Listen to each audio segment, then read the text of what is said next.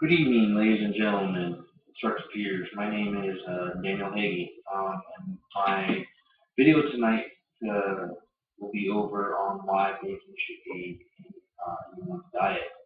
Um, but first off, I just wanted to show everybody some bacon.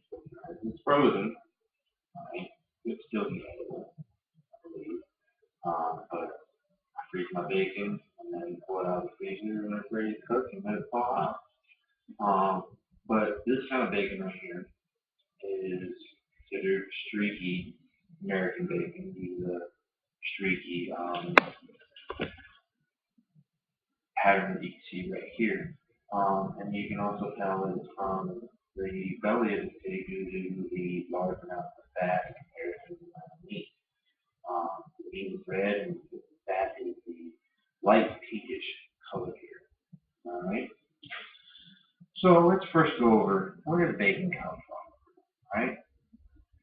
Um, Bacon comes from pig, and it can be cured in several different forms. The cuts that bacon comes from are usually the back and side cuts of pork. In the United States, it is mostly produced from pork belly. Side cuts tend to have less fat and more meat on them than belly cuts. The fattiest is the fat which is almost all comprised of nothing but fat, complete fat, and it comes from the back. So I like bacon. A lot of Americans like bacon. A lot of people like bacon. All right. The versatility of bacon is that it can be eaten either smoked, boiled, fried, baked, or even grilled. It can also be used as a minor flavoring topping on other dishes, such as salads or put on hamburgers, so on and so forth. But I love having it for breakfast with my kids.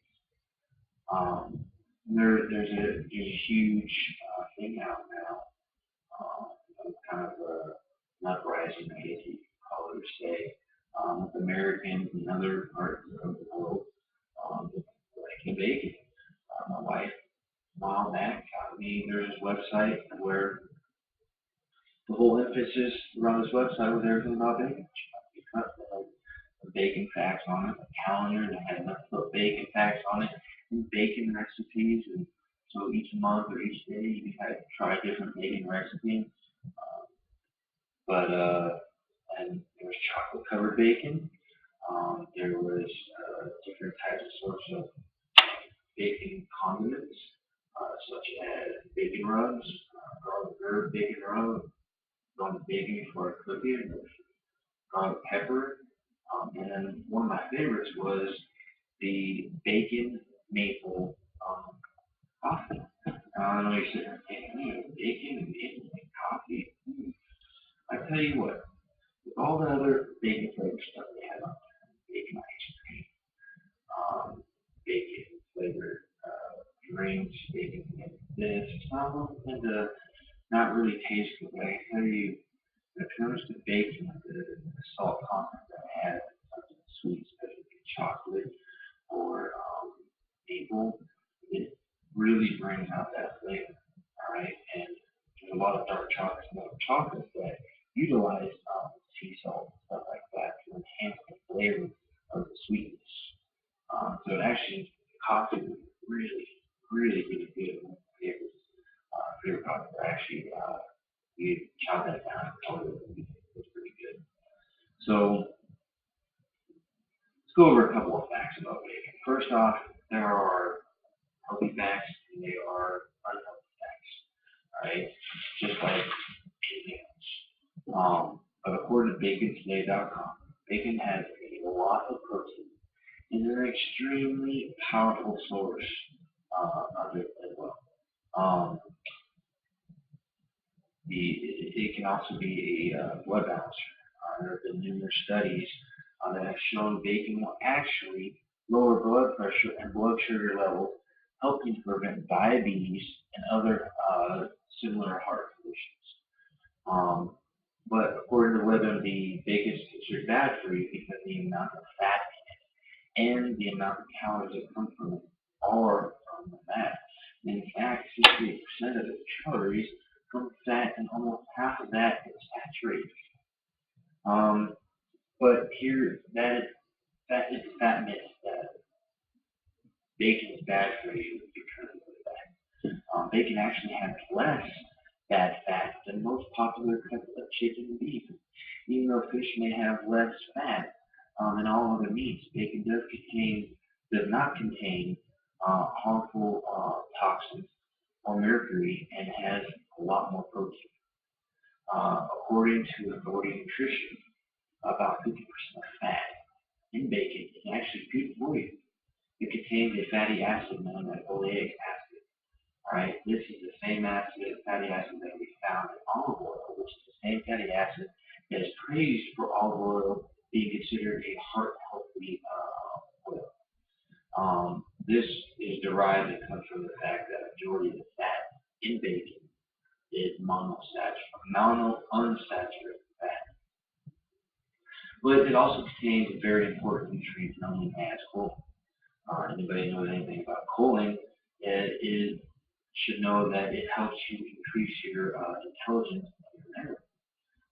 Several studies have also shown that it fights off the effects of Alzheimer's and other mental diseases.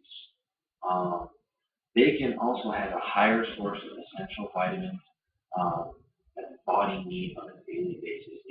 These vitamins also include B1, B2, B3, 12, zinc, and many more.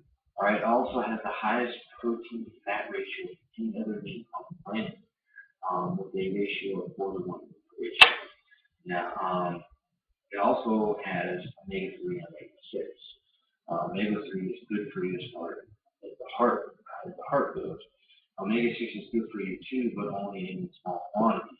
High quantities is actually bad for you. So that's where some of the bad parts of bacon come in, uh, because due to the fact that most humans consume their levels of omega-6 through their normal diet. So adding to that is actually bad for you. But here's one of the real reasons why bacon, or a lot of people still stick with bacon, is bad for you. Now, according to Catalina Health and Fitness Director, the real reason bacon is bad for you is not because of calories. It only has 40 calories per strip, or from fat. It has maybe 3.5 grams of fat per strip, and that actually is an average you can fluctuate based on. But the real issue is sodium nitrates. Um, Vegetarians tend to want to stay away from these meats because of the nitrates and nitrites, um, because due to the fact that they're bad for you.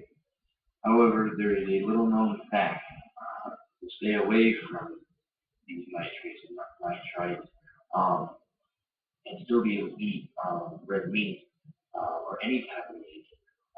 And this little trick is called not overcooking or charring or burning your meat while cooking.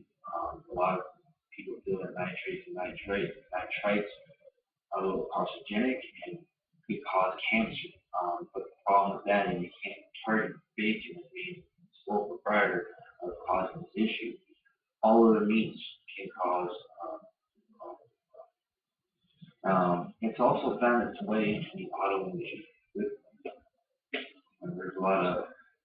There's a huge push of trying to go toward biodiesel fuels, biodegradable elements for our power source for vehicles, flex fuel, E5, corn oil, so on and so forth. But now bacon has made its way into a company in the UK by the name of Kmart Foods.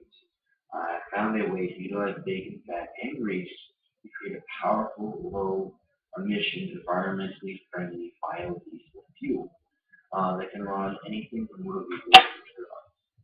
Now, this is not a good selling point for you to want to eat it.